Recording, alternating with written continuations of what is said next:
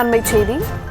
14ஆம் தேதியுடன் ஆதார் புதுப்பிக்க கால அவகாசம் முடிவதாக தகவல் வெளியான நிலையில் நெல்லை பாளையங்கோட்டை தலைமை தபால் நிலையத்தில் ஆதார் அட்டை புதுப்பிக்க பொதுமக்கள் குவிந்து கிடக்கிறார்கள். அந்த காட்சிகளை பார்த்து வருகிறோம். விவரங்களுடன் இணைகிறார் செய்தியாளர் ராஜா. வணக்கம் ராஜா, விவரம். நாடு முழுவதும் ஆதார் அட்டை என்பது முக்கியமான அடையாள அட்டையாக உள்ளது. அரசின் பல்வேறு நலத்திட்ட சேவைகளுக்கு ஆதார் அட்டை அவசியம். பல துறைகளில் ஆதார் அட்டைகளை இணைக்க வேண்டியது கட்டாயமாக்கப்பட்டுள்ளது. ஆதார் தொடர்பான மோசடிகளை தடுக்க ஆதார் பதிவு மற்றும் புதுப்பித்தல் ஒழுங்குமுறை விதிகளை கடந்த 2016ஆம் ஆண்டு ஆதார் ஆணையம் கொண்டு வந்தது.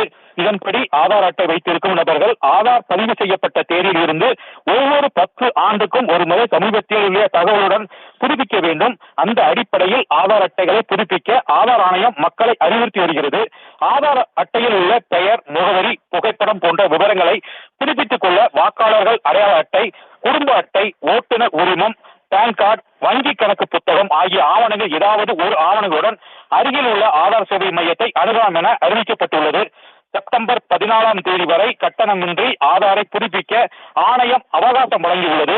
இதுவரை ஆதாரை புதுப்பிக்காதவர்கள் அதற்குள் ஆதார் அட்டையை புதுப்பிக்க வேண்டும். அதற்கு பின்பு குறிப்பிட்ட கட்டணம் செலுத்திதான் ஆதாரை புதுப்பிக்க முடியும் என்றும் ஆதார் ஆணையம் அறிவித்திருக்கிறது.